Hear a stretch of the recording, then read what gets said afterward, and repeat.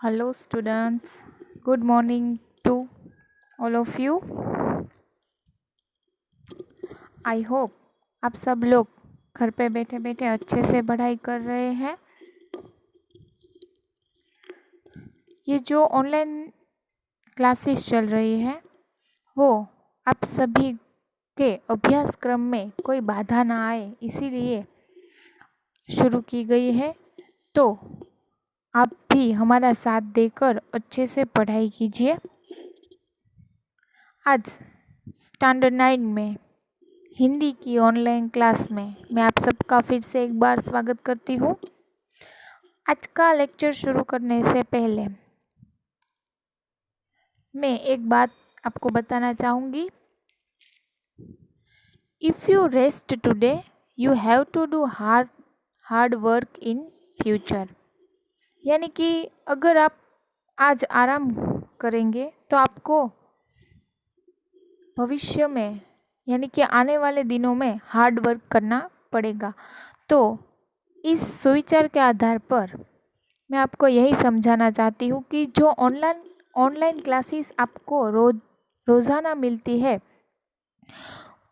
उसको आप रोज़ ही देख लीजिए, रोज़ ही उसका होमवर्क कर लीजिए। अगर आप एक साथ करने बैठेंगे तो वो आपके लिए हार्ड हो जाएगा, यानी कि आपका काम तब बढ़ जाएगा, कुछ भी एक साथ समझ में नहीं आएगा।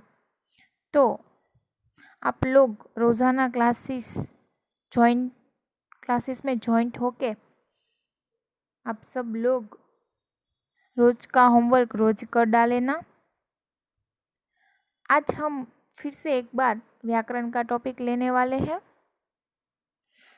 उसका नाम है अशुद्ध और शुद्ध वाक्य। अशुद्ध और शुद्ध वाक्य, ये जो टॉपिक है वो आपको व्याकरण विभाग से रिलेटेड है।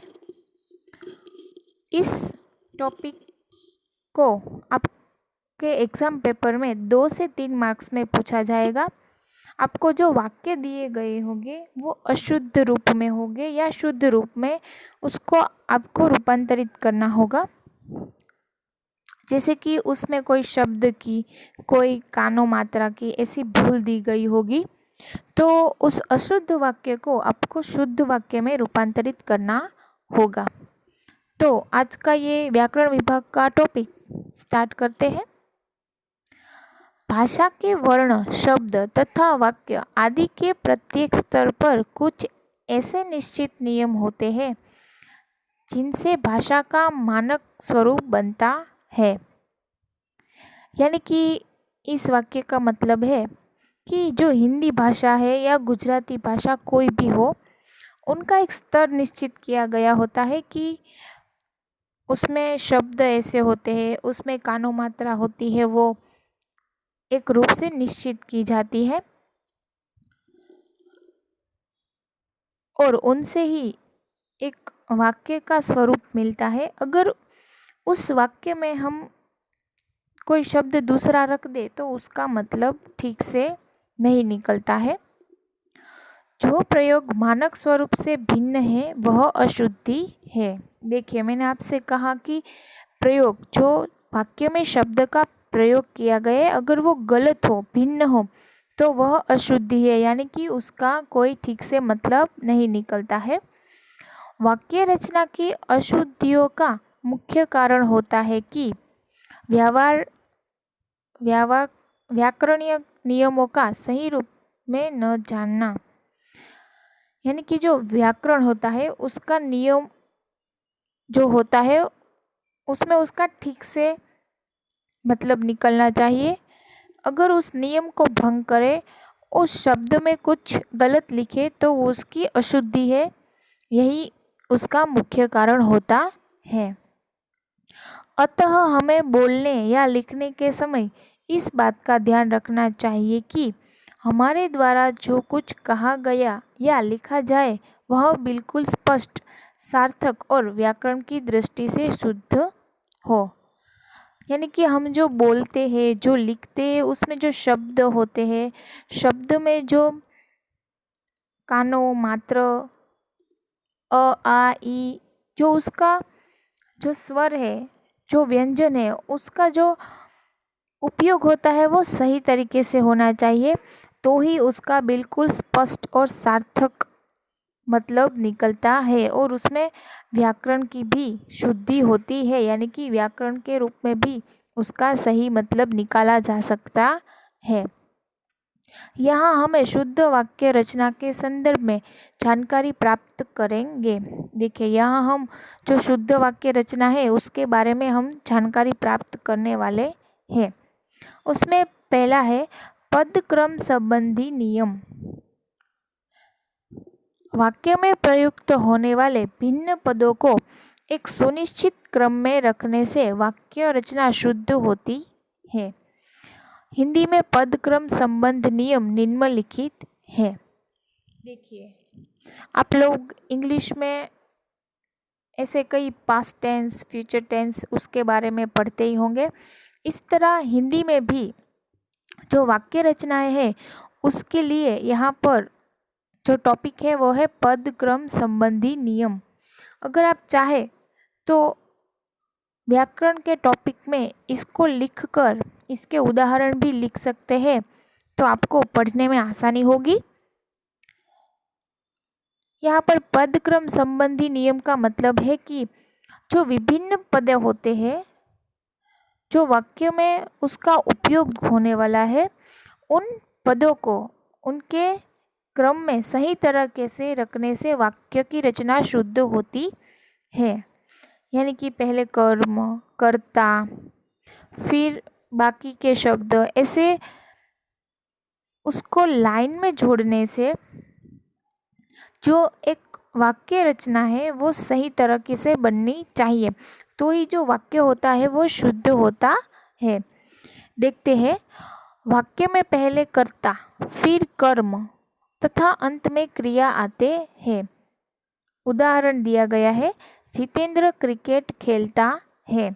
यहाँ पर जितेंद्र है वो कर्ता है, उन्होंने कर्म किया है क्रिकेट का और अंत में क्रिया कर रहे हैं खेलने की, इसीलिए आपको उदाहरण दिया गया है कि जितेंद्र क्रिकेट खेलता है।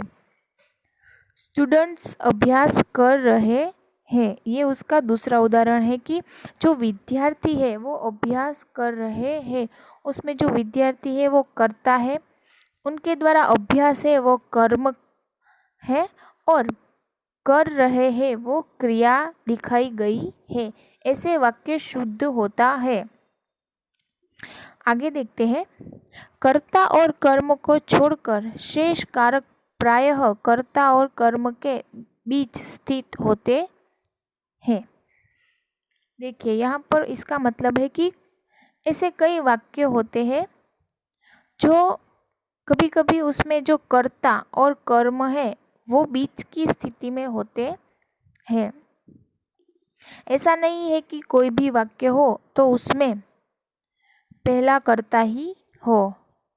कभी कभी कर्ता और कर्म को छोड़कर भी शेष कारक प्रायः कर्ता और कर्म को बीच स्थिति में रखा जाता है।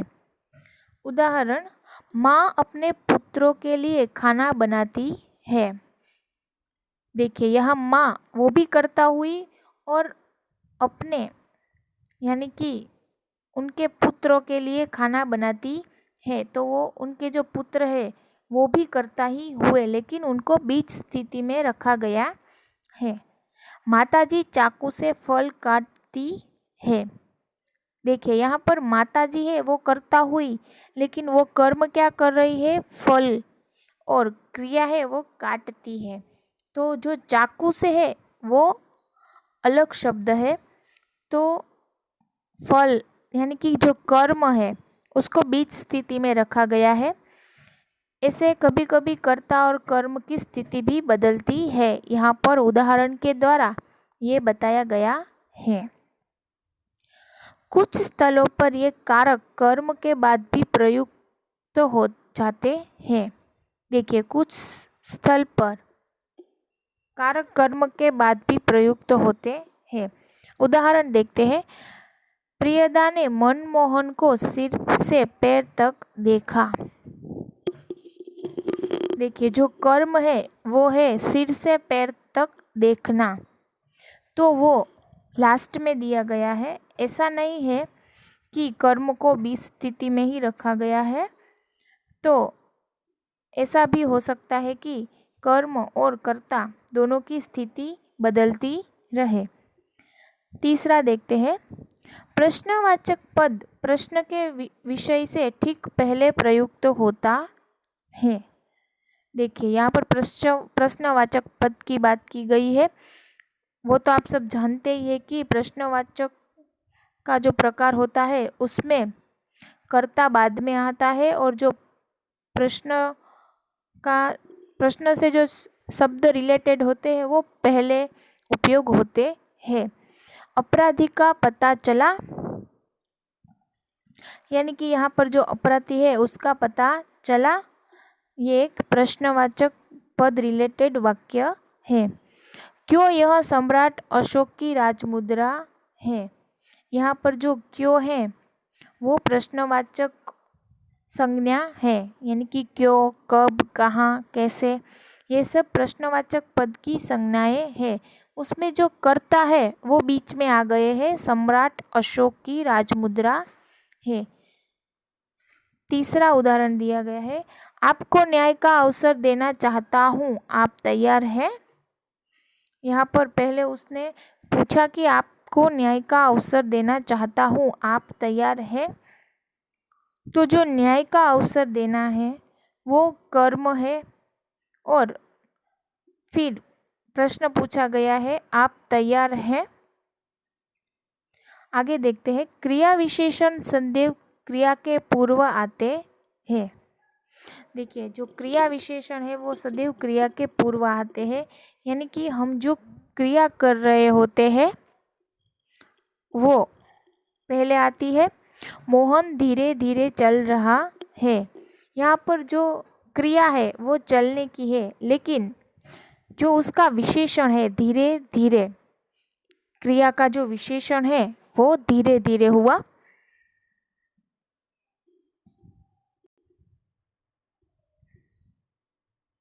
देखिए मोहन है वो करता है, लेकिन धीरे धीरे ये क्रिया विशेषण हुआ। वो क्रिया क्या कर रहा है, चलने की क्रिया कर रहा है, लेकिन उससे पहले जो शब्द दिया गया है वो क्रिया विशेषण है, यानी कि वो विशेष रूप में दिया गया शब्द है कि मोहन धीरे धीरे चल रहा है। दूसरा उदाहरण है, श्याम तेजी से दौड़ रहा है। देखिए यहाँ पर दौड़ने की क्रिया हुई, लेकिन उससे पहले तेजी से वो क्रिया विशेषण हुआ, यानी कि इस वाक्य में क्रिया विशेषण तेजी से दौड़ रहा था। तो तेजी से वो क्रिया विशेषण यानी कि विशेष रूप से दिया गया शब्द है। पांचवा देखते हैं, वाक्य के विभिन्न पदों के बीच तर्क संगति होनी चाहिए।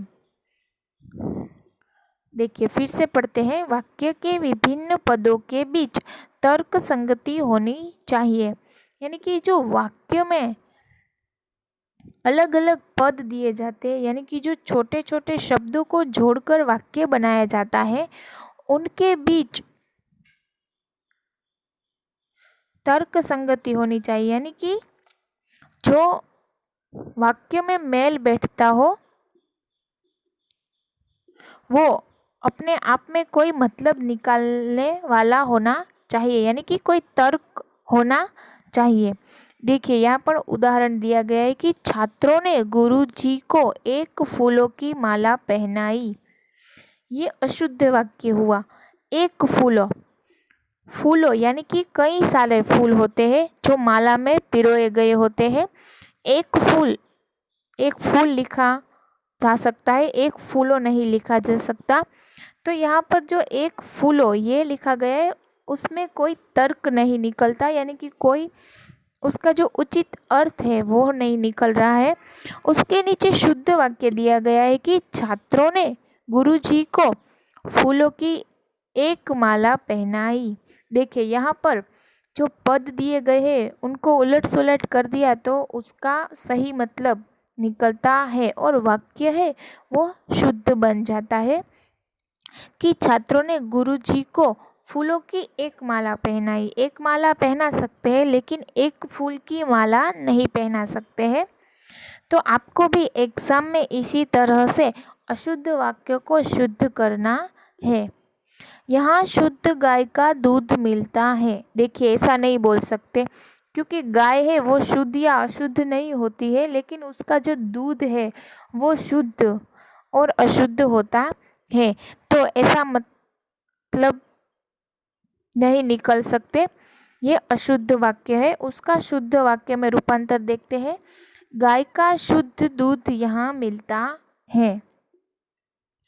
या फिर आप ऐसे भी लिख सकते हैं कि यहाँ गाय का शुद्ध दूध मिलता है। ये शुद्ध वाक्य हुआ। छठा देखते हैं। न या नहीं का नकारात्मक अर्थ में प्रयोग क्रिया से पहले होता है। ये तो आप सब जानते हैं कि जो हम क्रिया करते हैं उसके पहले ही हाँ या ना का उपयोग किया जाता है। शिक्षक महोदय घर पर नहीं मिलेंगे। देखिए, यहाँ पर उदाहरण दिया गया है कि शिक्षक महोदय घर पर नहीं मिलेंगे। ऐसे ही लिखने से ये वाक्य शुद्ध होगा। यहाँ पर ऐसे नहीं लिख सकते कि शिक्षक महोदय घर पर मिलेंगे नहीं, ये अशुद्ध होगा। शिष्य क्षमा नहीं मांगेगा। जो शिष्य है वो क्षमा नहीं मांगेगा। इसीलिए यहाँ पर कहा गया है कि क्रिया होती है उससे पहले न या नहीं का उपयोग होता है। नकारात्मक अर्थ का प्रयोग करने के लिए जो क्रिया है यानी कि मिलेंगे, मांगेंगे, ये जो क्रिया हुई है उससे पहले न या नहीं का उपयोग किया जाता है। आगे देखते हैं। आग्रह के लिए न अवयव का प्रयोग वाक्य के अंत में होता है।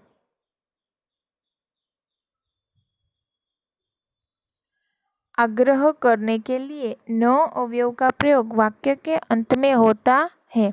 देखिए, यहाँ पर इसका मतलब है कि हम किसी को आग्रह करते हो कोई भी चीज़ लाने के लिए या हमारे साथ चलने के लिए, तो जो आग्रह करते हैं उसमें जो न शब्द का प्रयोग होता है वाक्य के अंत में होता है। उदाहरण दिए गए हैं, चलोगे ना, तुम भी जाओ ना। देखिए, हम किसी को आग्रह कर ले कि मेरे साथ चलोगे ना, ये आग्रह का मतलब होता है कि वाक्य में जो न अवयव है उसका प्रयोग अंत में होता है। तुम भी जाओ ना यानी कि हम किसी को कहते हैं, घर में हम किसी से पूछते हैं तो वे कहते हैं तुम भी जाओ ना। इसीलिए ये जो वाक्य है उसमें न अवयव का प्रयोग वाक्य के अंत में होता है। ये जो समझौती प्राप्त की वो पदक्रम संबंधी नियम की थी। आगे देखते हैं अन्वय संबंधी नियम। ये जो अब जो नियम दिए गए हैं वो अन्वय संबंधी नियम है। अन्वय का मतलब होता है मेल या अनुरूपता, यानी कि मेल, किसी भी चीज़ का, किसी भी शब्दों का उचित तरीके से मेल होना चाहिए। अगर शब्दों का मेल नहीं होगा तो वो वाक्य में रूपांतरित नहीं हो पाएंगे। वाक्यों के पदों की क्रिया का उसके लिंग, वचन, काल और पुरुष के अनुरूप होना अन्वय कहलाता है। देखिए, जो वाक्य के पद यानी कि जो शब्द दिए गए हैं वो उसकी क्रिया के साथ उसके रूप में, लिंग यानी कि जो शब्द है वो अपने लिंग में, स्त्रीलिंग हो तो स्त्रीलिंग में, पुल्लिंग हो तो पुल्लिंग में, इसे अपने लिंग में, वचन में, काल में और पुरुष में, इन सभी में अपने अनुरूप मेल खाता होना चाहिए, तभी वो वाक्य शुद्ध और उसका जो अर्थ है वो उचित निकलेगा। उसे अन्वय कहते हैं। अन्वय संबंधी नियम निम्नलिखित है, यानी कि अब हम जो उसके कुछ नियम दिए गए हैं उसके बारे में देखते हैं। पहला नियम है, जब कर्ता और कर्म विभक्ति सहित होते हैं तो क्रिया सदा पुल्लिंग एक वचन में रहती है। देखिए, आपने संस्कृत में भी ऐसी विभक्ति पढ़ी होगी कि एक वचन के साथ ये स्त्रीलिंग पुल्लिंग आता है, दूसरे वचन के साथ दूसरा स्त्रीलिंग पुल्लिंग आता है। ऐसे जो विभक्ति होती है, यानी कि जो कर्म और कर्ता की विभक्ति होती है, तो क्रिया सदा पुल्लिंग एक वचन में रहती है। उसका उदाहरण देखते हैं। माँ ने लड़की को बुलाई, ये गलत उदाहरण है, गलत वाक्य है। माँ ने लड़की को बुलाया, तो जो ये बुलाई है वो स्त्रीलिंग हो गया, लेकिन बुलाया वो पुल्लिंग एक वचन हो गया। दूसरा उदाहरण देखते हैं। क्या आपने मीना को पहचानी? तो उसका सही वाक्य है, क्या आपने मीना को पहचाना? तो आप यहाँ देखते हैं कि कर्ता और कर्म विभक्ति होते हैं तब वहाँ पर पुल्लिंग एक वचन का उपयोग होता है। दूसरा देखते हैं। भिन्न भिन्न लिंगों की दो या अधिक व्यक्तिवाचक या जातिवाचक संज्ञाएं एक वचन में आए तो क्रिया अक्सर पुल्लिंग बहुवचन में आती है। देखिए, भिन्न भिन्न लिंगों की, लिंगे यानी कि स्त्रीलिंग, पुल्लिंग या नपुंसकलिंग, ये तीनों लिंग है वो दो से अधिक जातिवाचक संज्ञाएं एक साथ आ जाती है। एक वाक्य में दो से अधिक लिंग का उपयोग किया जाए तो वहाँ पर पुल्लिंग बहुवचन में क्रिया आ जाती है। पहले हमने जो देखा वो पुल्लिंग एक वचन था, अब है उसमें जो कर्ता और कर्म में जो स्त्रीलिंग, पुल्लिंग या उससे अधिक लिंगों का समावेश एक वाक्य में हो तो वहाँ पर पुल्लिंग बहुवचन में क्रिया आ जाती है। उदाहरण देखते हैं। राम, लक्ष्मण और जानकी वन में गए। देखिए, गए, गया ऐसा नहीं लिखा है, गया लिखा होता तो वो पुल्लिंग एक वचन का शब्द था। यहाँ बहुवचन दिया गया है तो राम, लक्ष्मण और जानकी, यानी कि जो राम लक्ष्मण है वो पुल्लिंग में आते हैं और जानकी है वो स्त्रीलिंग में आती है। तो राम, लक्ष्मण और जानकी वन में गए, यहाँ पर पुल्लिंग बहुवचन का उपयोग हुआ। दूसरा उदाहरण देखते हैं। गाय और बैल चर रहे हैं, तो गाय स्त्रीलिंग हुई और बैल पुल्लिंग हुआ। तो उसमें जो चर रहे हैं, चर रहा है ऐसा नहीं लिखा है, इसीलिए ये भी पुल्लिंग बहुवचन हुआ। राजा और रानी नगर में गए, यहाँ पर भी दोनों लिंग का इस्तेमाल किया गया, इसीलिए पुल्लिंग बहुवचन में गए ऐसा लिखा है। आगे देखते हैं। यदि कर्ता का लिंग अज्ञात हो तो क्रिया पुल्लिंग में प्रयुक्त होती है।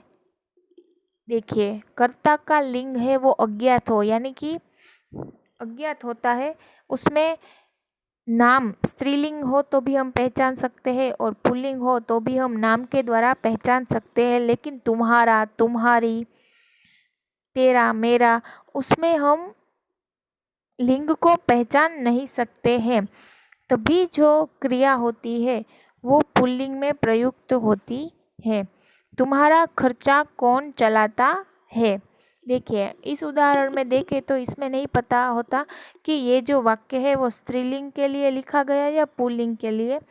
तुम्हारा खर्चा कौन चलाता है, तभी जो क्रिया होती है वो प्रयुक्त होती है। आगे देखते हैं। अदार्थक एक वचन कर्ता के लिए क्रिया बहुवचन में प्रयुक्त होती है।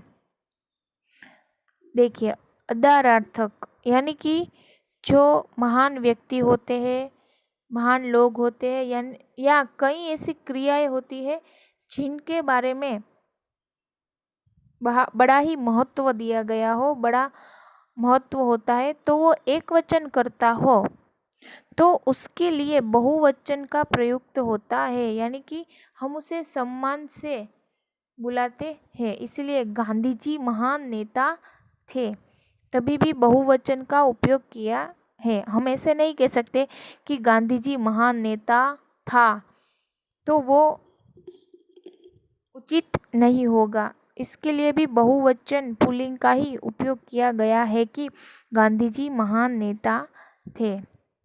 आगे देखते हैं। आंसू, दर्शन, दाम, प्राण, लक्षण, समाचार, हस्ताक्षर, होश, ओठ, बूंद, लोग आदि शब्दों के साथ क्रिया बहुवचन में प्रयुक्त होती है। देखिए यहाँ पर कई शब्द दिए गए कि समाचार होते हैं, किसी चीज़ का दाम पूछना हो, कहीं पर दर्शन करने गए हो, कोई रो रहा हो, आंसू आते हो, बूंद का गिरना, ऐसे कई शब्दों के साथ क्रिया बहुवचन में प्रयुक्त करती है। यानी कि यहाँ पर जो क्रिया होती है वो बहुवचन में प्रयुक्त होती है। उसके आंसू रुकते ही नहीं। देखिए रुकते हैं, आंसू रुकते ही नहीं ऐसा लिखा है। अगर ऐसा लिखते कि उसके आंसू रुकता ही नहीं, तो ये रुकता है, वो वाक्य में मेल नहीं बिठाता, अन्वय नहीं कहलाता।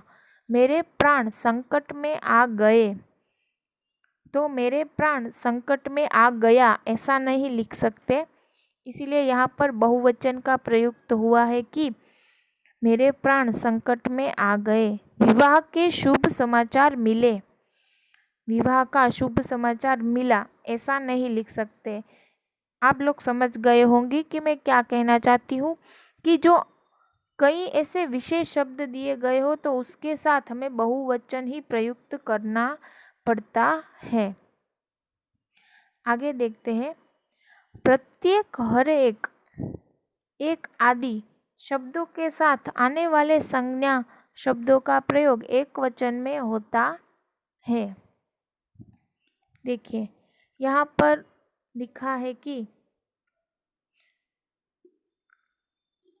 जो कोई एक विशेष व्यक्ति हो, कोई एक काम हो, या कोई एक प्रत्येक व्यक्ति हो जो एक हो, एक से जुड़ा हुआ हो, ऐसे शब्दों के साथ जो संज्ञा का उपयोग होता है वो भी एक वचन में ही होता है। यहाँ पर हमें गलत और सही वाक्य दिए गए हैं कि क्लास में प्रत्येक लड़के उत्तीर्ण होंगे। तो आप सब लोग जानते हैं कि कोई एक क्लास हो तो उसमें सभी व्यक्ति या सभी विद्यार्थी उत्तीर्ण नहीं हो सकते, कोई एक लड़का या एक लड़की ही उत्तीर्ण होंगे। तो उसका सही वाक्य है क्लास में प्रत्येक लड़का उत्तीर्ण होगा। हर एक मजदूर अफसर से मिले, हर एक मजदूर अफसर से मिले।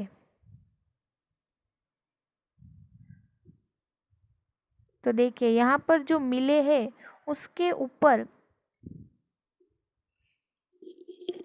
मिले और मिले ये दोनों अलग अलग शब्द है।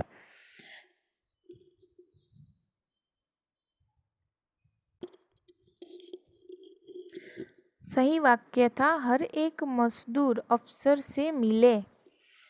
तो यहाँ पर जो पॉइंट यानी कि जो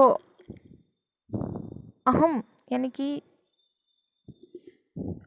यानी कि जो ऊपर पॉइंट दिया गया है वह गलत है।